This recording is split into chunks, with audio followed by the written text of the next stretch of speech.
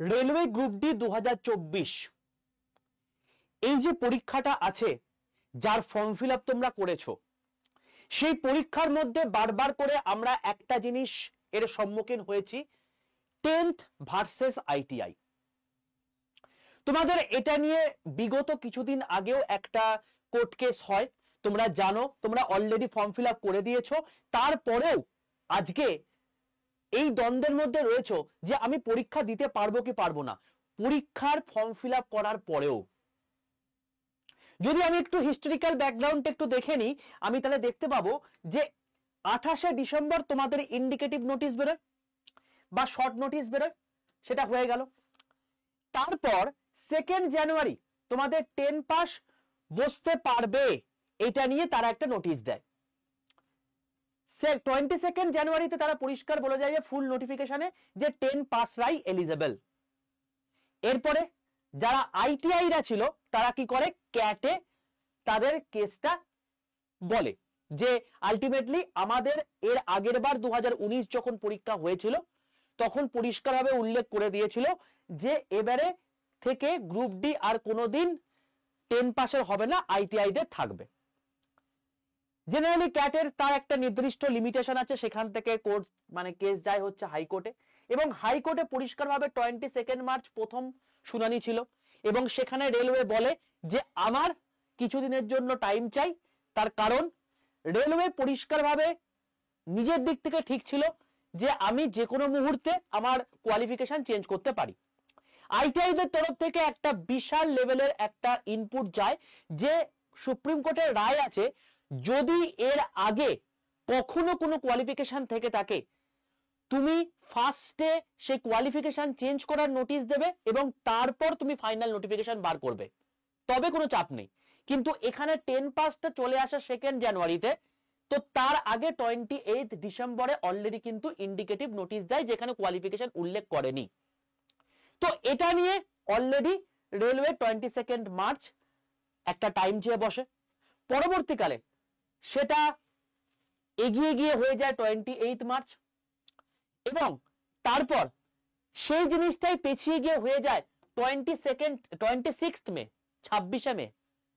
অদ্ভুত বিষয় তোমাদেরকে আমি দেখিয়ে দিচ্ছি, এই হচ্ছে তোমাদের সেই জাজমেন্ট যেটা গতকাল লেটেস্ট বেরোলো, তুমি পরিষ্কার দেখতে পাচ্ছ, মানে 28/3/2025 পরিষ্কারভাবে উল্লেখ করে দিয়েছে এখানে যে as of one of us নবীন Chawlaji has to sit in special bench in the post launch session. It is not possible to hear this matter today. তার মানে এই যে জিনিসটা আছে, এই জিনিসটা তোমার পরবর্তীকালে রিলিজ হয়ে গেল কবে, 26 জুলাই। তার মানে প্রথমে ছিল মার্চ, মার্চ থেকে হয়ে গেল মে, মে থেকে হয়ে গেল জুলাই। এবার তোমরা আমাকে একটা কথা বলো বাবা, যে এই যে জুলাই পর্যন্ত চলে গেল, এটা ওয়ান কাইন্ড অফ হাফ বছর পুরোপুরি কমপ্লিট। এবার এখানে আমি জানি না কিছু শিক্ষক, কিছু শিক্ষিকা গোটা ইন্ডিয়া জুড়ে শুধুমাত্র একটা জিনিসের উপর ফোকাস করে বসে আছে, কি করে ছাত্রদেরকে বেশি পরিমাণে উলঝে রাখবো এই সমস্ত জায়গাগুলোতে। আমি বুঝতে পারি না যে ভিউজ, রেভিনিউ বা কোর্স বিক্রি, এই জিনিসপত্রগুলো একটা সাইডে, আর একটা সাইডে হচ্ছে ছাত্রদের ইমোশন, ছাত্ররা আলটিমেটলি সিলেক্টেড হচ্ছে কিনা। জীবনে যদি তারা সিলেক্টেড না হয় তাহলে তো এই সব জিনিসপত্র আসবেই না। তাহলে এই সমস্ত জিনিসপত্র আইটিআই ভার্সেস 10 একদম প্রথম দিন থেকে চলে আসছে, যেটা আমি তোমাদেরকে বারবার করে বলেছি, বাবা তোমরা নিজেদের গর্ত নিজে খুঁড়ছো। ITI versus 10, ITI versus 10, ultimately এইটা করে কিচ্ছু হবে না। রেলওয়ে এইটারই ফায়দা নিচ্ছে। রেলওয়ে প্রত্যেক মুহূর্তে দেখো একটা নির্দিষ্ট ডেট পিছিয়ে পিছিয়ে যাচ্ছে, এবং একটা কোর্ট কেস যখন হয়ে যায় সেটা মোটামুটি হবে আজ থেকে সেটা 5 বছর পরে হলেও কোনো তাজ্জব বিষয় নয় ইন্ডিয়াতে। তোমরা এবার বলো, যারা যারা গ্রুপ ডি ছাত্রছাত্রী রয়েছে, তোমরা কি এখন নিশ্চিন্তে বসে থাকতে পারছো? Yes or no? এই সমস্ত কিছুই কিন্তু একটা গেম চলছে, তুমি গেমের মধ্যে কিন্তু ঘেরা টপে শুধুমাত্র পিসছো, জাতাকলের মতো পিসছো। আমি একটা জিনিস অবাক হয়ে গেলাম, আজকে গোটা পশ্চিমবঙ্গের বুকে একমাত্র আমি আওয়াজ তুললাম যে তোমাদের জন্য বাবা একটা এজ রিল্যাক্সেশন হওয়ার প্রয়োজনীয়তা রয়েছে। তার কারণ করোনার সময় তোমাদের যে 3 বছরের এজ রিল্যাক্সেশন দিয়েছে, সময়টা চলে গেছিল 5 বছর, সুতরাং 2 বছর এক্সট্রা এজ রিল্যাক্সেশন দরকার, এবং সেটা নিয়ে আমি ভিডিও করে দিয়েছি, কোনো কারোর হেলদোল নেই। আমি এখান থেকে অবাক হয়ে যাচ্ছি যে যদি এইরকম টাইপের জায়গাগুলোতে যদি ইমোশন এর উপর প্লে করে আলটিমেটলি যদি ভাবা হয় যে এই সমস্ত জিনিসপত্রগুলো হয়ে স্টুডেন্টদেরকে একটা নির্দিষ্ট দিকে চালিত করা হবে, তাহলে সেক্ষেত্রে কিন্তু কোনো দিন এইসব জিনিসপত্র থাকতে পারে না। আমাদের প্রত্যেককে একটা জোট হয়ে এগিয়ে যেতে হবে। আমরা যখন কোনো কিচ্ছু আসেনি, যখন এর আগে কোনো কিচ্ছু আজ অব্দি আসেনি, তখনও পর্যন্ত 2023 সালে আমার ভিডিও রয়েছে দেখো, যেখানে রেলওয়ের কোনো নামনিশান ছিল না, সেদিন থেকে তোমাদের বলে আসছি ভ্যাকেন্সি আসছে, আমরা ছিনিয়ে আনবো। আমরা একসঙ্গে গিয়ে সেখানে লড়াই করে ছিনিয়ে এনেছিলাম।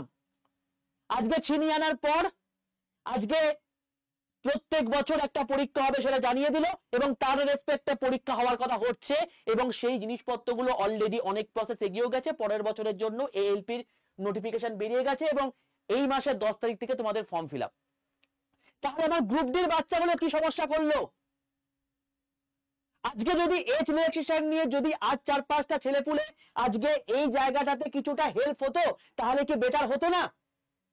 কিন্তু না, এই সমস্ত জিনিসপত্র কারোর দেখার সময় নেই। এবং তোমাকে বলে দিচ্ছি গোটা ভারতবর্ষের মধ্যে খুব কম সংখ্যক মানুষজন আছে এই সমস্ত জিনিসপত্রগুলো তোমাদের সামনে তুলে ধরবে। ঠিক আছে, আমি প্রথম থেকে বলেছি আইডিয়া তাদের কাছ থেকে নাও যারা তোমার ভালো চায়। এই সমস্ত জিনিসপত্রগুলো যদি দিনের পর দিন হতে থাকে, আমি তোমাকে দিচ্ছি, দেখো দেখো দেখো, তোমাকে চোখের সামনে আঙুল দিয়ে দেখিয়ে দিচ্ছি। দেখো, এই হচ্ছে তোমাদের রেলওয়ে ক্যালেন্ডার। এএলপি এপ্রিল থেকে মার্চে আসার কথা, এএলপি চলে এসছে। সিবিটি 1 আগের বছরের হয়ে গেছে, এই বছরের তোমার 10 তারিখ থেকে তোমার হচ্ছে এর ফর্ম ফিল আপ শুরু হয়ে যাবে। এবং তুমি দেখো এখানে প্রায় কিন্তু 10,000-এর কাছাকাছি কিন্তু ভ্যাকেন্সিও এসছে, 9,970টা। এরপরই এপ্রিল থেকে মে মাসের মধ্যে দেখবে তোমাদের টেকনিশিয়ান চলে এসছে, সেই পরীক্ষা হয়ে যাবে। অলরেডি টেকনিশিয়ান এর আগের বছর গ্রেড 1 এবং গ্রেড 3 ডিভি চলছে চারিদিকে। এবং তারপরেই জুলাই থেকে সেপ্টেম্বরের মধ্যে দেখবে এনটিপিসি যেই হয়ে যাবে, সবকিছুই হয়ে যাবে। এবং তুমি একটু জিনিসটা অবজার্ভ করে দেখো, রেলওয়ে কিন্তু কায়দা করে এই জিনিসটাকে 26শে জুলাই পর্যন্ত নিয়ে গেল, মানে জুলাই কিন্তু কমপ্লিট।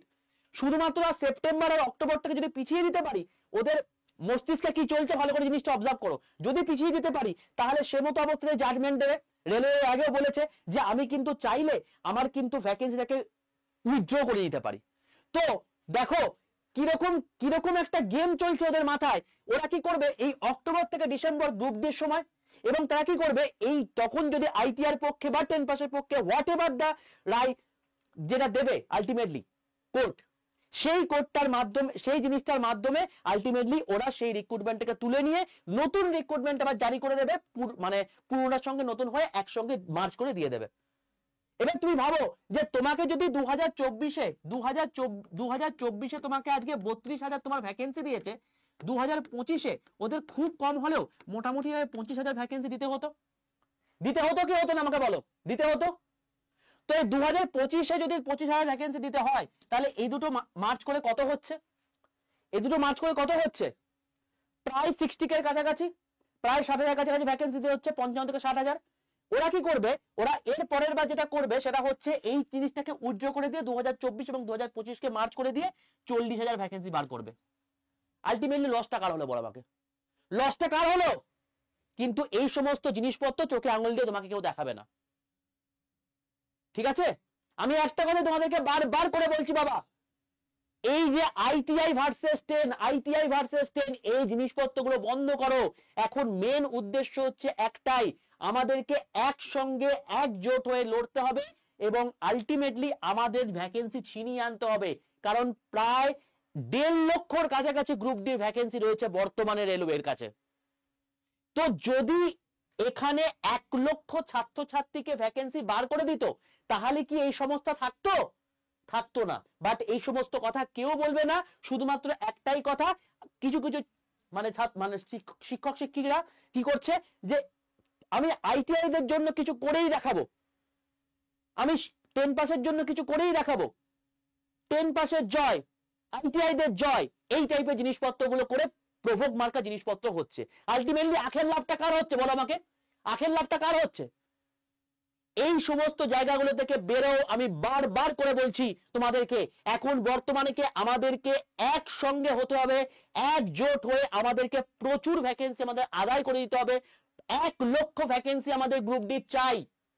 এবং তার সঙ্গে সঙ্গে এবছরে যদি তোমার তোমার হচ্ছে এএলপি যদি 2 বছরে এজ রেজিস্ট্রেশন না দেয়, বাবা আমি তোমাদেরকে বলে দিচ্ছি, এরপরে কিন্তু যে কটাই ভ্যাকেন্সি আসবে, কোনো ভ্যাকেন্সিতে কিন্তু আর রেজিস্ট্রেশন থাকবে না, হয়ে গেল, শেষ। ঠিক আছে?